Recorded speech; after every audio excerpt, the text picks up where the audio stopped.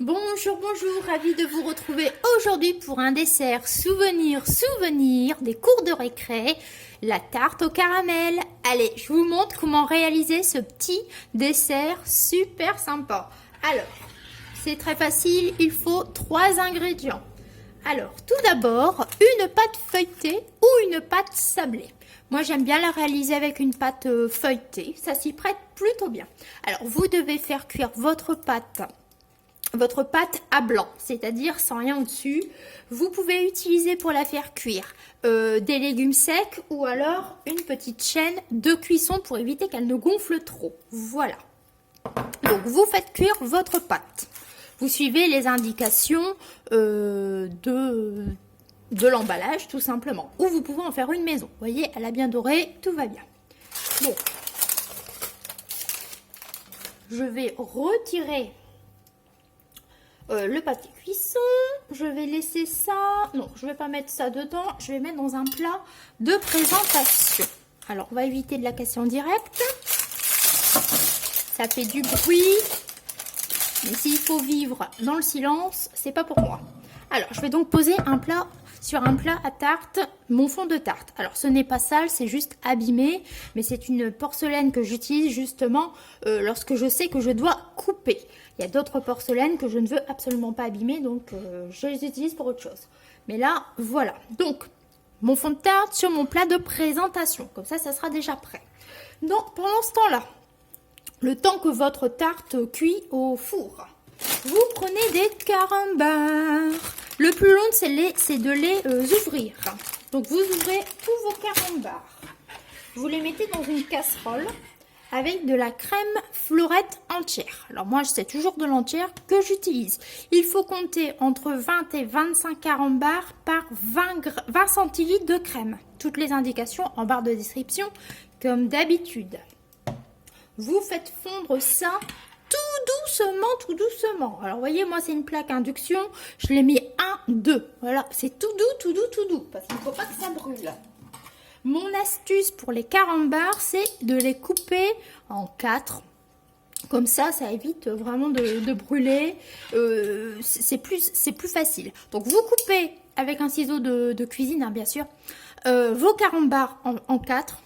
Et vous mettez carambars plus crème à fondre dans une casserole. Alors, moi, c'est une casserole comme ça. Hein, c'est mes casseroles, quoi.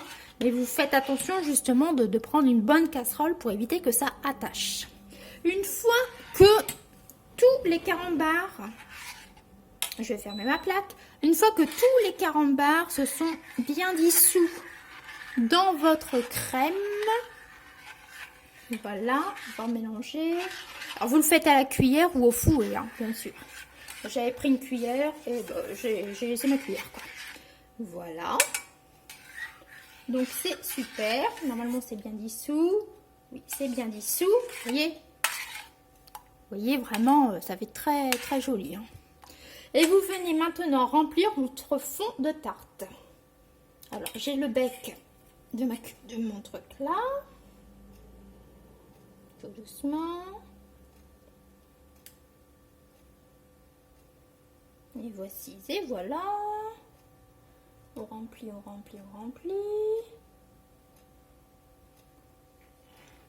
Et voilà.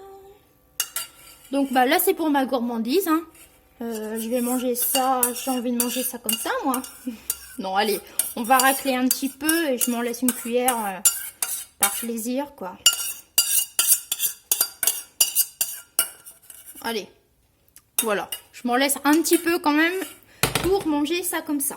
Voilà donc la tarte, je vous la montre. Voici donc la tarte au caramel est prête. Vous la mettez au frigo minimum 3 heures. Hein. Faut quand même que ça prenne, hein, parce que moi c'est quand même assez épais. Donc minimum 3 heures. Je vous la conseille d'ailleurs de la faire la veille pour votre week-end, pour votre goûter, etc. Vous pouvez la faire la veille, ça tient très très bien. Donc c'est parfait, nous on va se régaler, un petit goûter entre amis, j'aime toujours préparer un petit dessert et là je vous dis 3 ingrédients, de la crème, des carambars, une pâte feuilletée. Que demande le peuple? Après si vous souhaitez décorer votre tarte, Une fois qu'elle sera bien refroidie, vous pouvez la décorer soit avec des petits carambars, soit avec un petit peu de cacao en poudre. Mais du cacao, du chocolat noir, hein, vraiment, pour que ça se marque bien sur le caramel. Mais elle est déjà très très jolie et très très appétissante telle qu'elle. Voilà donc pour ce dessert gourmand, ce dessert qui plaît aux petits comme aux grands, ce dessert souvenir, la tarte au carambar. J'espère que cela vous a plu, vous a donné une idée. Bientôt les vacances de printemps. Alors, différentes zones vont être en vacances au fur et à mesure. Donc, n'hésitez pas à la reproduire, cette petite tarte, pour votre famille, vos enfants, vos amis. Vous allez voir, vous allez vous régaler. Allez. J'espère donc que cette recette vous a plu. Je vous dis de prendre soin de vous et à la prochaine.